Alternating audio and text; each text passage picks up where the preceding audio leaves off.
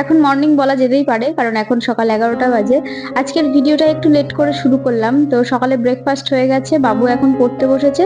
তো বাবুর জন্য একটু আপেল কেটে দিয়েছি, ও খাক আর পড়ুক। আর ওদিকে আমার রান্নার সব জোগাড় হয়ে গেছে। এখানে মাছের ঝোলের সবকিছু জোগাড় করে নিয়েছি আর রান্নাঘরটাকেও পরিষ্কার করে নিয়েছি। তো এই যে এখানে মাছের ঝোলের আলু কাটা রয়েছে, এখানে পেঁয়াজ রয়েছে, এখানে গোটা গরম মশলা তেজপাতা ফোড়নে দেওয়ার জন্য আর কি। আর এখানে রয়েছে মাছ রয়েছে। তো এখানে মাছের ডিম সবই রয়েছে। আর এর মধ্যে যে মশলা করা রয়েছে, আর এই যে এখানে ভাত হচ্ছে। তো চলুন রান্না করে নেওয়া যাক ঝটপট। নমস্কার, আমি মাম্পি, হোমমেকার মাম্পির আরো একটি নতুন ব্লগে আপনাদের সবাইকে স্বাগত জানাই। আশা রাখছি আপনারা সবাই খুব ভালো আছেন, আমরাও বেশ ভালো আছি। তো আবারও চলে এসেছি নতুন একটা ভিডিও নিয়ে।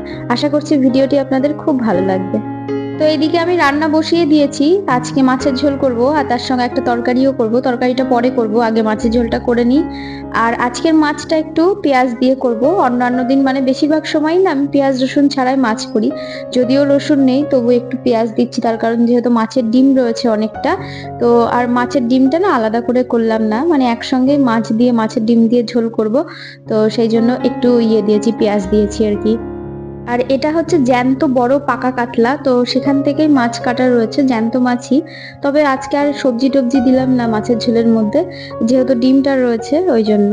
এর আগের ভিডিওতে পিয়ালি চক্রবর্তী দিদিভাই কমেন্ট করেছিল, মাম্পি তুমি মাছের ঝোলে কি মশলা দাও একটু বলবে প্লিজ, খুব ভালো লাগে দেখতে।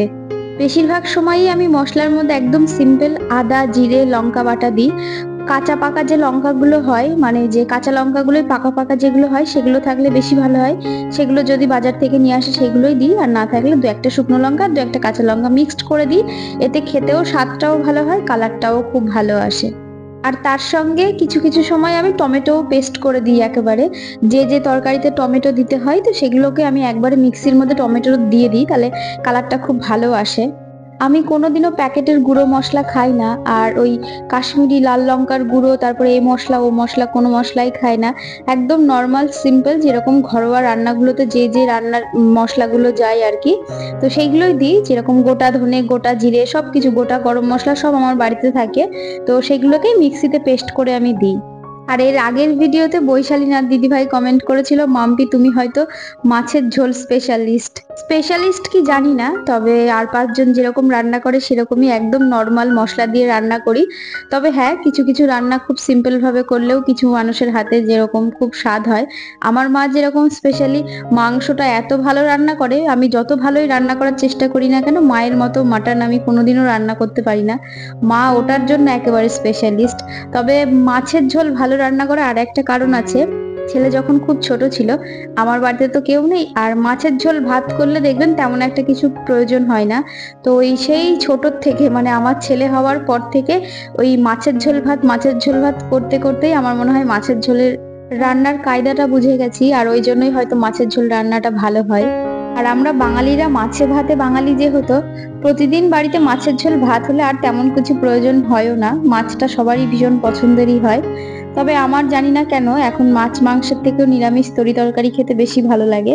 মাছটা তো বাড়ির সবার জন্য করতেই হয়, তরি তরকারি গরম গরম একবেলা ভালো লাগে, পরের বেলা ওরা আর সেরকম ভাবে খেতে চায় না। সেই কারণে নিজের জন্য না হলে ওদের জন্য তো রান্না করতেই হয়। তো যাই হোক, এই যে এদিকে আমার মাছের ঝোল হয়ে গেছে। তো মাছের ঝোলটা খুব ভালো খেতে হয়েছিল, একটু অন্যরকম করে করেছি কিন্তু খুব ভালো হয়েছিল। আর এদিকে আমার জন্য আমি একটু তরকারি করেছি, ওরাও খাবে, ওরা খাবে না তা না, তবে মেনলি আমার জন্যই বসিয়েছি। তো এই যে সিম দিয়ে আলু দিয়ে বেগুন দিয়ে বড়ি দিয়ে, এই শীতের নতুন বড়ি এসেছে, তো সেটা দিয়েই তরকারিটা করছি। আর এই তরকারিটা না আমার কাছে খেতে ভীষণ ভালো লাগে, ছোটবেলায় তো খুব খেয়েছি। কারণ আমাদের বাড়িতে প্রত্যেক বছর শীতের সময় একটা না একটা সিম গাছ লাগানো হবে, আর পুরো শীত জুড়ে প্রচুর সিম হতো। আর সকালবেলায় শীতের সময় এরকম আলু বেগুন সিম বড়ি দিয়ে একটা পাতলা ঝোল হতো, ভীষণ ভালো লাগতো খেতে। তখনকার তরকারির যেন স্বাদটাই পুরো অন্যরকম লাগতো, স্বাদ গন্ধ পুরো অন্যরকম ছিল। এখন জানি না কেন সেই স্বাদটা আগের মতো এখন আর নেই, তবুও ভালো লাগে। আমার বাবার বাড়িতে আমি যে কবার গেছি তো হালকা পাতলাই ভিডিও করা হয়েছে, খুব বেশি তো করিনি।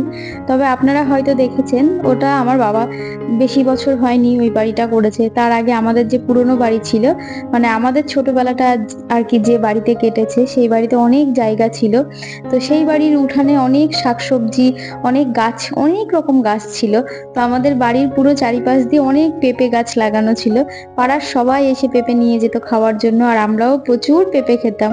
সকালবেলায় হলেই পেঁপের তরকারি, ভাত, তার সঙ্গে ডিম ভাজা, এগুলো তো থাকবেই। মানে কি ভালো লাগতো তখন, ওই মা নর্মাল ভাবে আলু পেঁপের তরকারি করতো, কত ভালো লাগতো খেতে। এখন তো সেই সব খাওয়াই হয় না। তখনকার সময়ের অতি সাধারণ রান্না, একদম হালকা পাতলা রান্না, তার সত্ত্বেও কি ভালো খেতে লাগতো। অনেক স্মৃতি জড়িয়ে রয়েছে সেই সব খাবারের সঙ্গে। আর আমার মা ভীষণ ভালো রাঁধুনি, মানে খুব ভালো রান্না করে। শুধু আমার মা না, আমার দিদা, আমার মাসিরা, এদের রান্নাগুলো এত ভালো না, মানে অতি সাধারণ রান্নাকেও এক অসাধারণ করে দেয়।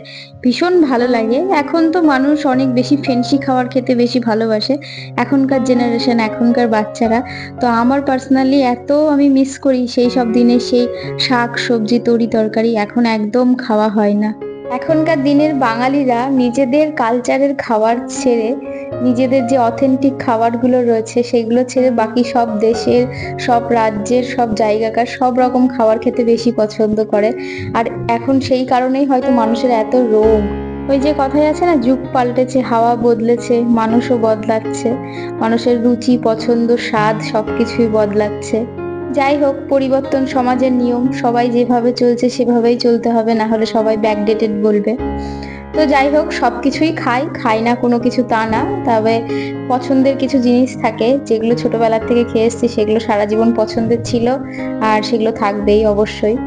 যাই হোক, আমার কথা বলতে বলতে বকবক করতে করতে অনেক কাজ হয়ে গেছে, রান্না হয়ে গেছে, আর ওদিকে রান্নাঘর পরিষ্কারও হয়ে গেছে, বাসন মেজে রান্নাঘরটাকেও খুব ভালো করে পরিষ্কার করে নিয়েছি। আর এই যে ঘরটা ঝাড় দিয়ে নিচ্ছি, তারপরে ঘরটা মুছে যাব স্নান করতে।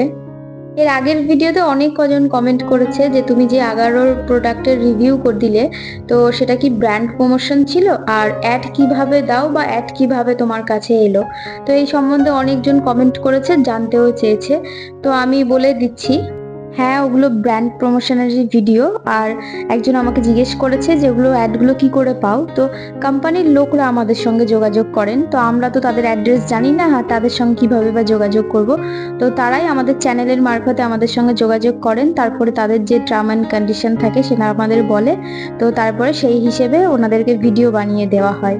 তবে 11 প্রত্যেকটা প্রোডাক্ট ভীষণই ভালো, আর আমি খারাপ জিনিসের রিভিউ কখনোই দিতে চাই না। এছাড়াও আমার কাছে আরও অন্যান্য ব্র্যান্ডের প্রমোশন ভিডিও এসেছে, তবে আমি সেগুলো করিনি, সেগুলো স্ক্রিন রিলেটেড, মানে প্রোডাক্ট রিলেটেড, তো সেগুলো আমি করিনি। আমার যেটা পার্সোনালি ভালো লাগে, ইভেন তারা যে প্রোডাক্টগুলো দেয় তার মধ্যে থেকে চুজিং অপশন থাকে, তো আমার পার্সোনালি যেগুলো পছন্দের হয় সেগুলোই আমি নিই, আদারওয়াইজ আমি নিই না। কারণ যে জিনিসগুলো আমি নিজেই ব্যবহার করতে পারবো না, সেগুলোর ভালো ভালো কথা বলে আপনারা সেইগুলো দেখে নেবেন, তারপরে আমাকে বলবেন যে এটা ভালো হয়নি, সেটা আমি কখনোই চাই না। যেটা আমার ভালো লাগে আর যেটা আমি ব্যবহার করি বা জানি বা বুঝি, তো সেরকম জিনিসের রিভিউ দেওয়াই আমি পছন্দ করি। যাই হোক, এদিকে কথা বলতে বলতে আমার ঘরটাও ঝাড় দেওয়া হয়ে গেছে, আর এদিকে ঘরও মোছা হয়ে গেছে। এবার যাব স্নান করতে। সকাল থেকে এত পরিশ্রম করার পরে, স্নান করার পরে এই যে ঘর বাড়িগুলো এত পরিষ্কার পরিচ্ছন্ন দেখি না, ভীষণ ভালো লাগে। তো যাই হোক, এদিকে আমার স্নান হয়ে গেছে। তো আজকের ভিডিওটা এখানেই শেষ করছি। ভিডিওটা কেমন লাগলো কমেন্টের মাধ্যমে মতামত অবশ্যই জানাবেন, ভালো লাগলে একটি লাইক করবেন। তো আবার দেখাবে নতুন কোনো ভিডিও নিয়ে, ততক্ষণ সুস্থ থাকবেন, ভালো থাকবেন, টাটা।